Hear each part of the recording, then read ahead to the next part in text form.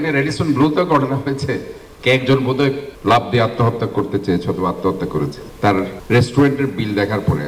জনগণ ভ্যাট দিচ্ছে ঠিকই, তবে তারা ভ্যাট দিয়ে চালান সংগ্রহ না করায় অসাধু ব্যবসায়ীরা ভ্যাট ফাঁকি দেওয়ার সুযোগ পাচ্ছে বলে মন্তব্য করেছেন চট্টগ্রাম সিটি কর্পোরেশনের মেয়র ডাক্তার শাহাদাত হোসেন। ভ্যাটটা নিয়ে নিচ্ছে, আমি বলবো যে আমি হয়তোবা এই ধরনের যেটা ভ্যাট চালান আমার দিতে হচ্ছে না, তো কাস্টমার আসে নাই। তো এই জিনিসগুলো আসলে আমার মনে হয় যারা সেখানে কালেকশন করতে যায়, ভ্যাট কালেকশন করতে যায়, সেখানে এই জিনিসগুলো হচ্ছে, ওই জায়গায় আমাদের মনে হয় সংস্কার করা উচিত বলে আমি মনে করি। তিনি বলেন, মিষ্টির দোকান ও রেস্টুরেন্টেও ভ্যাট দিচ্ছি আমরা, এতে দোকানদার লাভবান হচ্ছে, কারণ তাদের থেকে আমরা ভ্যাট চালান নিচ্ছি না।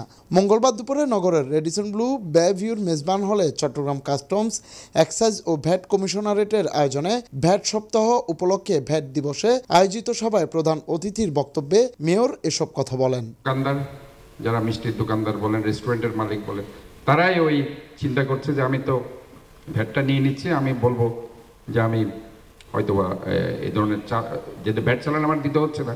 আপনারা যে একটা অটোমেশন সিস্টেমে সেটা করেছেন, এটা খুব চমৎকার সিস্টেমে চলছে। আমিও ট্রাই করছি এই চট্টগ্রাম সিটি কর্পোরেশনের যে হোল্ডিং ট্যাক্সগুলো আছে, সেই হোল্ডিং ট্যাক্সগুলো অটোমেশনে আমি নিয়ে গিয়ে একটা ডাটা বেস করে প্রতিটা ওয়ার্ডে ওয়ার্ডে, যাতে তারা খুব সহজে সেটা দিতে পারে। এটা এই সিস্টেমটা আমরা করবো। যে ক্লিন সিটির কথা আমি বলছি, সেই ক্লিন সিটি শুধুমাত্র রাস্তাঘাট পরিষ্কার নয়, আমরা একটা নিরাপদ শহর চাই।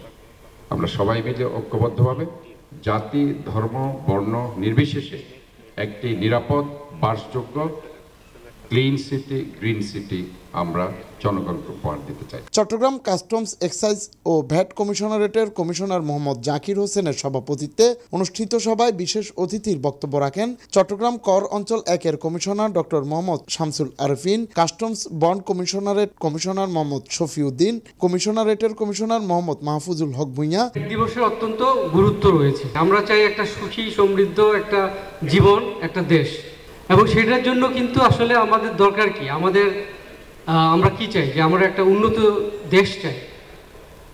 সেটাকে আরেকটু ভাবে বললে কি চাই, আমরা একটা জিডিপি চাই, যে জিডিপিটা একটা বড় জিডিপি। ভ্যাটে যারা খুব ভালো বুঝেন, আমার বন্ধু মোহাম্মদ জাকির হোসেন তাদের ভিতরে একজন, বাংলাদেশের একজন এক্সপার্ট। তো এবং শুধু তাই না, উনি জনবান্ধবও বটে। তো আমি মনে করি এই অঞ্চলের সৌভাগ্য, ওনার মতো একজন সুযোগ্য কমিশন পেয়েছেন। সুতরাং আপনাদের যে মাঠ পর্যায়ে যে ছোট ছোট সমস্যা, সেটা ওনার কাছে গেলে আমার মনে হয় সমস্যাগুলো সমাধান হয়ে যাবে। 1972-73 সালে আমাদের রাজস্ব আয়ের পরিমাণ ছিল মাত্র 166 কোটি টাকা, এবং সেই সময় আমাদের যে অ্যানুয়াল ডেভেলপমেন্ট প্ল্যান তৈরি হতো, তার প্রায় 80%ই কিন্তু আমাদের ফরেন এইডের উপর, অন্যভাবে বলা যায় অনেকটা ভিক্ষার উপর নির্ভর করে আমাদেরকে চলতে হতো। অনুষ্ঠানে চট্টগ্রাম কাস্টমসের বিভিন্ন পর্যায়ের কর্মকর্তা ও ব্যবসায়ীরা উপস্থিত ছিলেন। আমাদের যদি 90-এর পরিণতি আবার নিতে হয়, তাহলে জাতি হিসাবে আমাদের টিকে থাকাটা লজ্জাকর হবে। জুনায়েদ হাসান, চট্টগ্রাম নিউজ।